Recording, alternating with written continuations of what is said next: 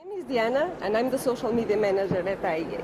We are live from COP26 in Glasgow, and we are here to share how nuclear science can help the world fight climate change. And here with me, I have Ambassador Peter Thomson, and he is the UN Special Envoy for the Ocean. Ambassador Thomson, thank you so much for being here with us today. Thank you. I would like to know a little bit how you got to be the UN Special Envoy for the ocean. I was appointed by the Secretary General in 2017 after I had finished being President of the General Assembly of the UN. Prior to that, I had been the permanent representative of Fiji for about 7 years in New York. And I was very passionate about the ocean's formation of SDG 14 and the UN Ocean Conference to keep the implementation of SDG 14 honest. SDG 14, life underwater. SDG 14, to conserve and sustainably use the ocean's resources. It's about balance. Very well. And I've heard the ocean being called the buffer. What exactly does this mean? You know, I don't really know what they mean by buffer. I guess, like most of our language, it's quite sort of anthropocentric. You know, the ocean to me is the planet. You know, it's 70% of the surface of the planet. We came from the ocean. We belong to the ocean, not the other way around. So a buffer? No, I feel actually part of the ocean. I think what they mean by buffer is where they're talking about its absorption of CO2 and absorption of heat from global warming. But yeah, it's not an expression I use much. All right. And how is exactly climate change affecting our ocean? What are the climate things we can change? see? Okay, first of all, here's my mantra. My mantra is no healthy planet without a healthy ocean, and the ocean is immeasurably in decline. Now you can take that, you know, the measurements like around fishing, around habitat destruction, around pollution. But it's principally related to greenhouse gas emissions, because that's what's causing the deoxygenation, acidification, fastest rate in planetary history, acidification of the ocean, and the warming of the ocean. So the same GHG emissions that we're pumping out from our coal and power and all the rest. That is the main factor. You know, and that's why the ocean climate nexus is so important. You can't have an ocean meeting without considering the climate, and vice versa. That's why we're here fighting in Glasgow. What is the climate? It's the interaction of the ocean and the atmosphere. And why are people linked to the ocean regardless of where they live? And here you have a quite complex word to tell our audience. Oh, okay. We were talking about this earlier. Prochlorococcus. It sounds like a Roman senator about to be stabbed in the forum, you know, Prochlorococcus. But I learned about Prochlorococcus recently, and it's become my hero because, you know, it wasn't really discovered until 1950s. But Prochlorococcus is the smallest photosynthetic organism, right? But its size is not an indication of its contribution to us all. It produces 20% of the oxygen in the biosphere. You know, we wouldn't exist without Prochlorococcus. I want to learn how to say. Can you repeat it again for me, please? Prochlorococcus. Prochlorococcus. Yeah, exactly. Oh, well done. You come from Fiji, as we already said. Why does ocean change matter so much for people from small islands? Well, yeah, I guess it's an obvious answer. You know, you're surrounded by the ocean, and they used to call us canaries in the coal mine, but I think, you know, everybody in the coal mine knows now we're in deep, deep trouble. But, you know, you notice it when the fish are leaving your waters. You notice it when your reef gets bleached. And we notice it when your beaches start filling up with plastic with labels on. You don't even know the language that those things have got on the side of the plastic. You know, they've come thousands of miles across the ocean to pollute your beaches. So, you know, we've been seeing that since the turn of the century in a big way, and that's all around the world. So yeah, everybody's in on it now. And of course, these people, they all depend on the ocean to survive as well. People that live in the islands. Very much so. I mean, you're talking about food. Yeah. You're talking about transport. You're talking about your daily sustenance, but also the thing that you've got to respect, because that's where your weather comes from. That's where the big storms come from. So it's people in the Pacific Islands, they don't talk about the ocean in a possessive way. We belong to the ocean, not the other way around. Yeah, exactly. And you also mentioned coral bleaching. Can you tell us a little bit more about that phenomenon? Yeah, well, as I said before, no healthy planet without a healthy ocean. If you take coral away from the ocean, that's 30% of its biodiversity. What's the effect on the health of the ocean? Obviously, it can't be good. So, we're very worried about the coral situation, because IPCC has said that when we go to 1.5 degrees, we lose 70 to 90% of the coral in tropical coral reefs. So it's a very worrying situation.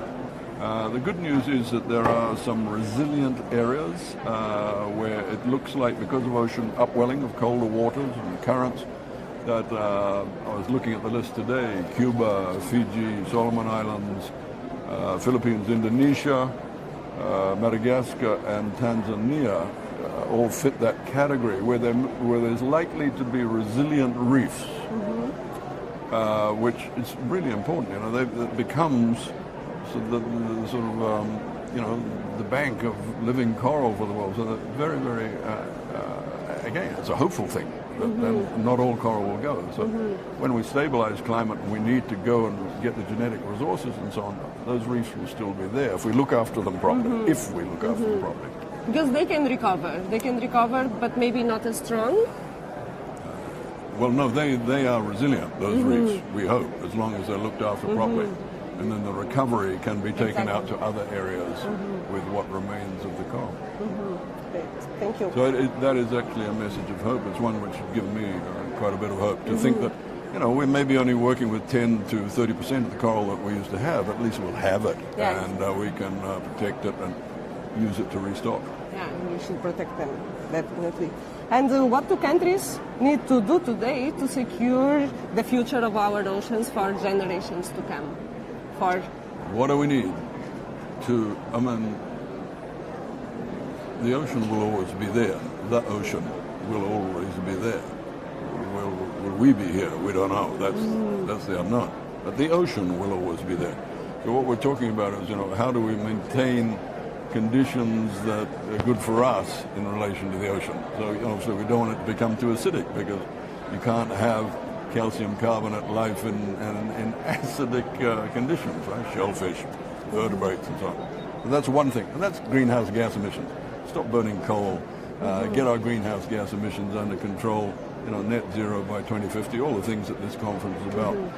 And we can get on top of ocean acidification and warming of the ocean. But the bad news is we've set things in train. Those things are happening. But instead of going that way, we can bring that curve down by remedial action now, by taking the sensible decisions now. We'll bring it down so that the rates don't accelerate the way they're accelerating at the moment, that they come down. We can steady things down and get to a stable situation in the future.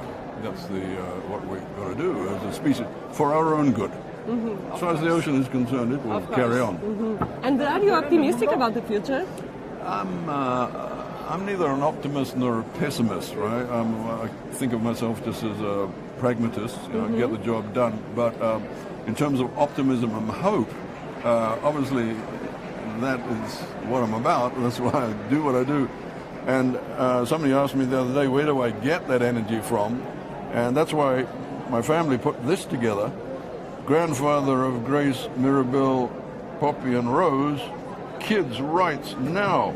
And I believe in that. It's not about us. It's about that generation to come.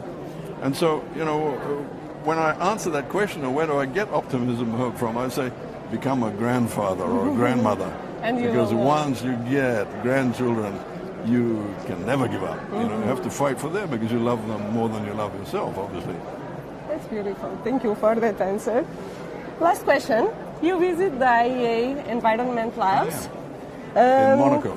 And could you tell me more about what you saw there and why the work being carried there is important? Yeah, it's fantastic work. I went to the anniversary the other day. Sorry, I can't remember. It was the 6th anniversary? Or was it the 60th? Yes.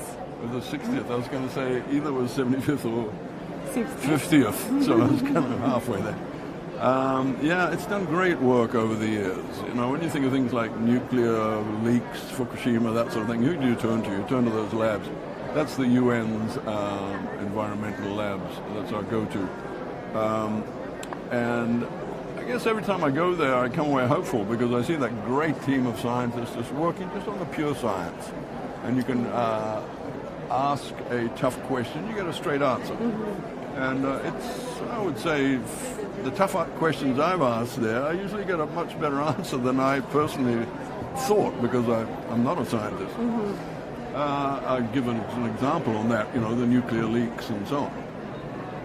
But the thing that they always say to me is, Peter, you do not emphasize enough the impact of heavy metals in the seafood that we eat. They trace those very carefully. So, you know, I would say that that's one of the things that I've really learned from the many visits I've made to the IAEA environmental labs in Monaco, is that we really need to be very careful about what we're putting into our rivers, into our ports, by the way of heavy metals, because that's being absorbed by sea life and then we take it. And that's actually the most damaging thing to our health of all these things that are out there, including microplastics. I have one more question.